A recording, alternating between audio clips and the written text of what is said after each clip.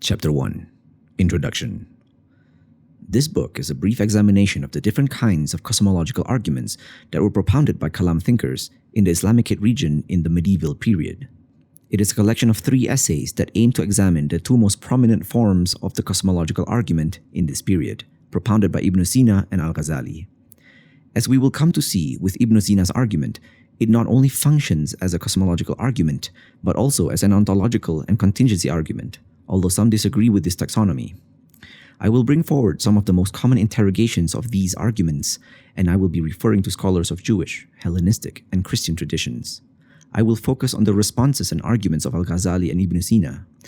I have also incorporated some of the main objections from the Western Enlightenment scholars, such as David Hume, Immanuel Kant, and Bertrand Russell, to the cosmological argument.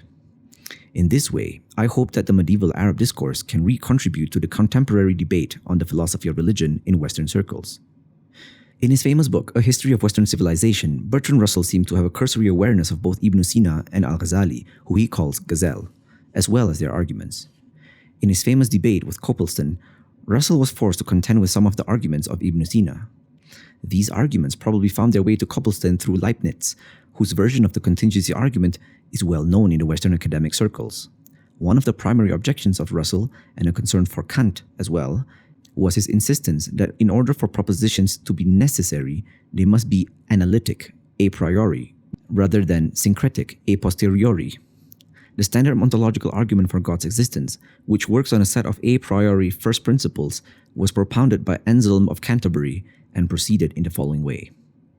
Quote, "The ontological argument may be put in many ways. In its original form, it states that God has all perfections, and existence is among perfections that is the good.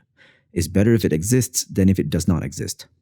Consequently, existence is of God's essence. To suppose that the most perfect being does not exist is self-contradictory." End quote. Russell dismissed this form of Anselm's ontological argument on the basis that, quote, "God may be defined without reference to the good as the most real being or the sum of all reality."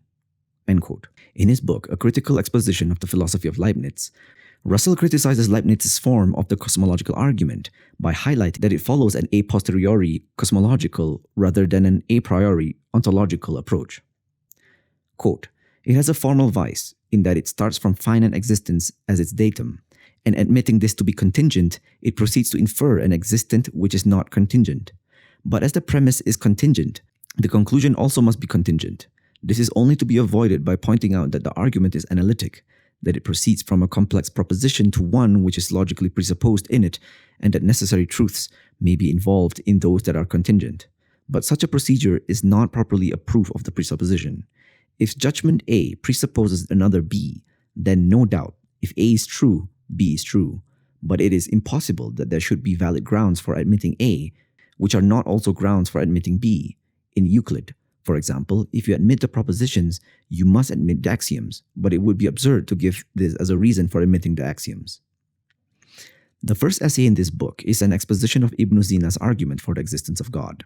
I will make the argument that it can be operational as a cosmological argument, a contingency argument, and an ontological argument, all in one. This is significant as it allows us to fulfill the standard of truth that Kant and Russell demanded from the arguments. The prime mover argument, favored by Aristotle and reiterated by many others, will not be the focus of this book. This is because, although this argument provides evidence of a prime mover and potentially a pre-eternal one, it does not provide evidence of an independent, necessary being that explains all things in existence.